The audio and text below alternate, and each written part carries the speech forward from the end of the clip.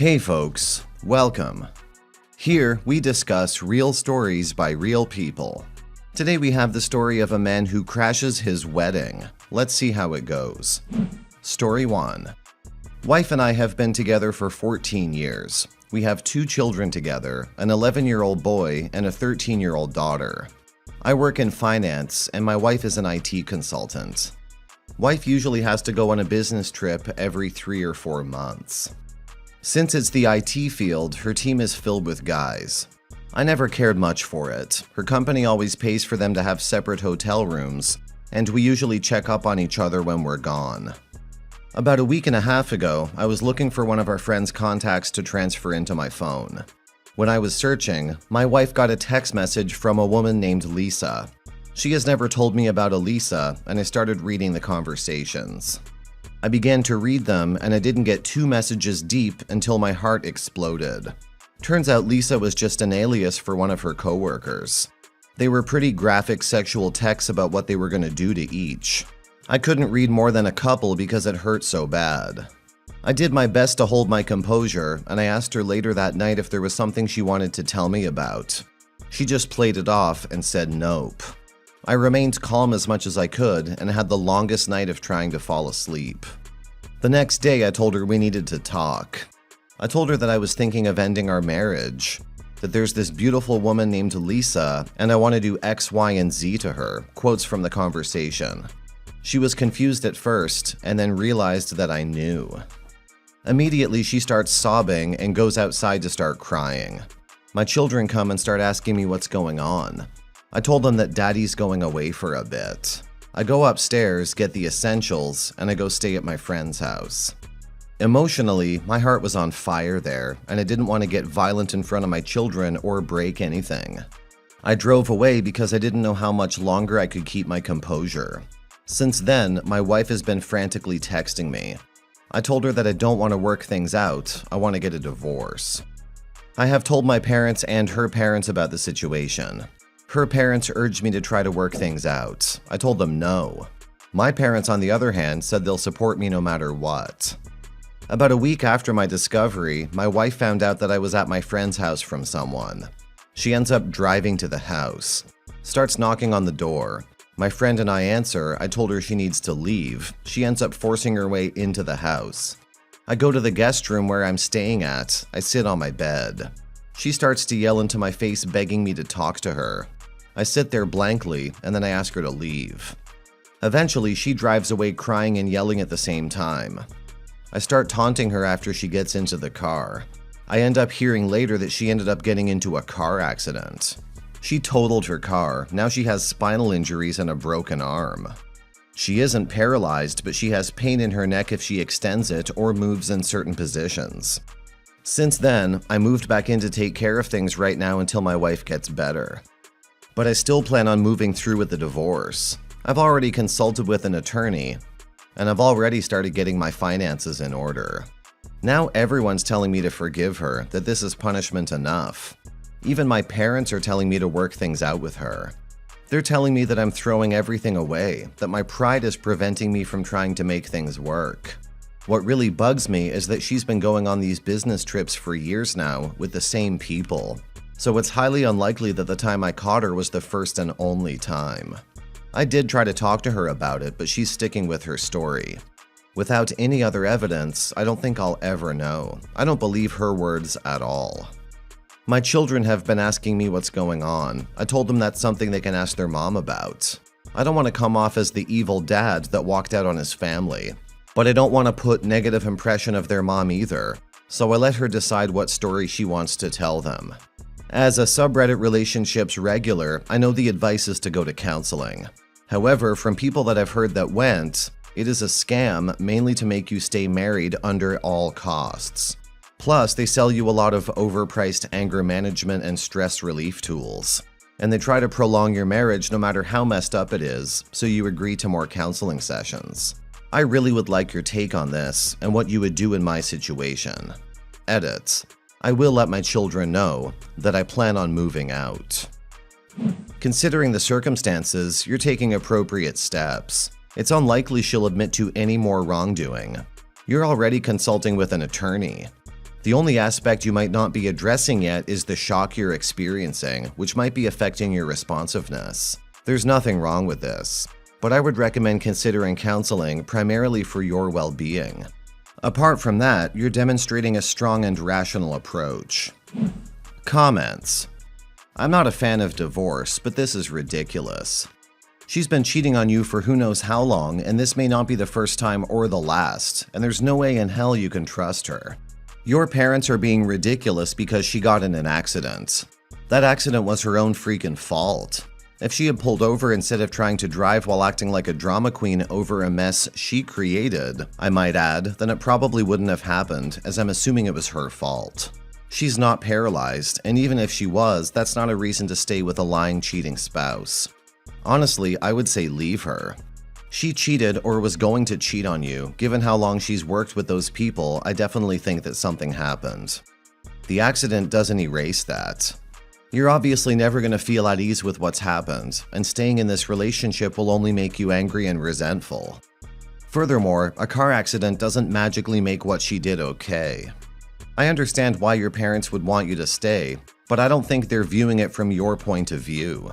I wouldn't be able to stay with someone who cheated on me either, partially disabled or not. The only thing you really need to consider, though, is that with those injuries, you might have to pay more for alimony. Definitely discuss it with your lawyer. Story 2. My wife and I started having problems a few years ago when I decided to leave Mormonism. We were both extremely devout. Although we stayed together, our marriage suffered, as my views and perceptions on certain things began to change dramatically, which ultimately changed me. I started to question my motivations for getting married and having children at such a young age, which made me bitter and resentful. I fully admit, I was not a good husband during this time. We separated for about 2 months after this, and something incredible happened while she was gone living her uber-Mormon parents. She researched what I had, and also figured out that Mormonism was fake. She eventually came home, but things didn't really get better. I was still being very distant, and had become obsessed with disproving religion and God altogether. This went on for about a year. In November of 2013, we got into a big fight which landed me on the couch. I couldn't sleep, so I grabbed her iPad. I came across a series of FB messages between her and her old boyfriend, who she has always spoken very fondly of. The only reason they didn't get married was because he wasn't a Mormon and her parents wouldn't approve. They had been shooting the breeze off and on for about 8 months, nothing too serious. Their last correspondence, however, was a bit heavier. She told him how much she regretted not marrying him over religion, and how great they would have been together. She also said she had dreams occasionally of them getting back together. She ended by saying that she still loved him. He responded by telling her that he felt the same way. Reading this and understanding where it was coming from shook some much-needed sense into me. I realized that I was pushing away the most important thing in the world to me. When I confronted her about it, she was pretty upset. But after a long talk and many tears, we made it through the night in one piece. The next month was truly one of the best we had ever had. Everything from our sex life to the way we were communicating seemed to have improved exponentially. On top of that, I asked her to please stop communicating with her ex, which she seemed more than okay with. About a month into our newly revitalized relationship, I woke up to my phone vibrating. It was an email from the ex-boyfriend's wife. She explained that she had come home to find her husband looking guilty on his phone. She eventually got everything out of him, which she then forwarded to me. From piecing it all together eventually, their communications that day-night went down like this. He FB messages her in the middle of the day, telling her that he has to tell her something important. She responds and tells him that she would also like to chat, but can't at the moment. We were at a bowling alley with our kids, so they agree to talk at night. Around 10 p.m., she tells me she can't sleep and wants to watch a show that she knows I'm not good at tolerating, Revenge. I go to sleep. They start writing shortly after, but she tells him it'll be safer to email as I've gotten into her FB in the past.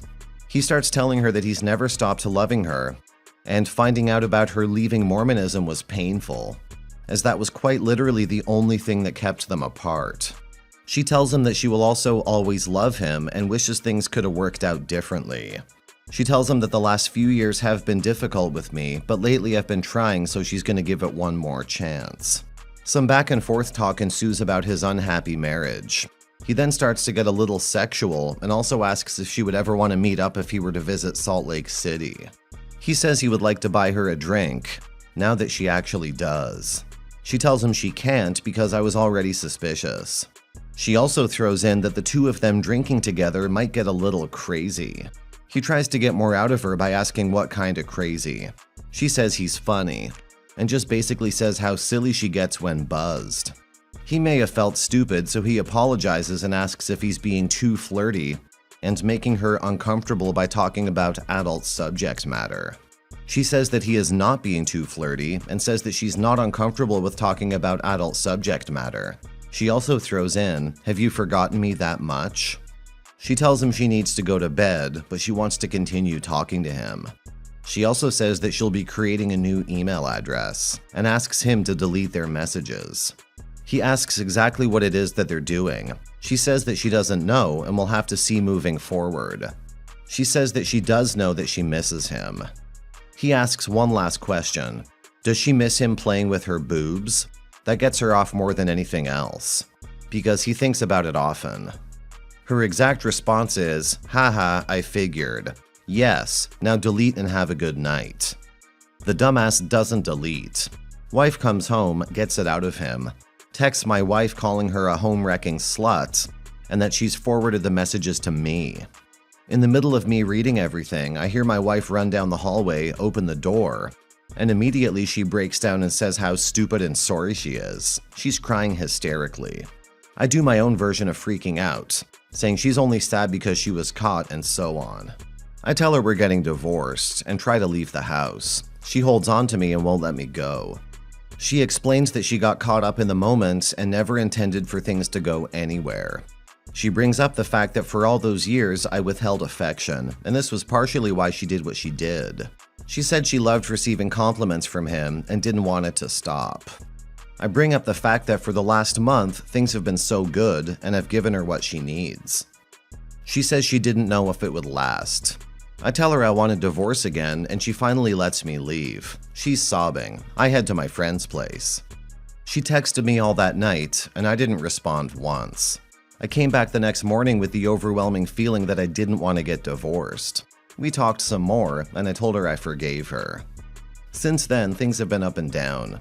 She's told the ex several times that she wants nothing to do with him, and I think he finally got the message. But I can't shake the what-if feeling. How long would that have gone on? What is she capable of? How much would it have escalated if they were never caught?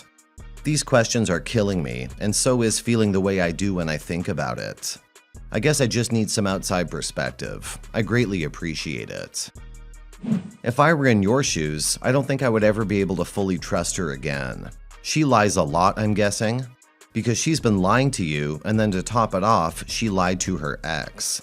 She's not happy with you, and this will probably happen again. Save yourself the grief and end it. It will be better for you both.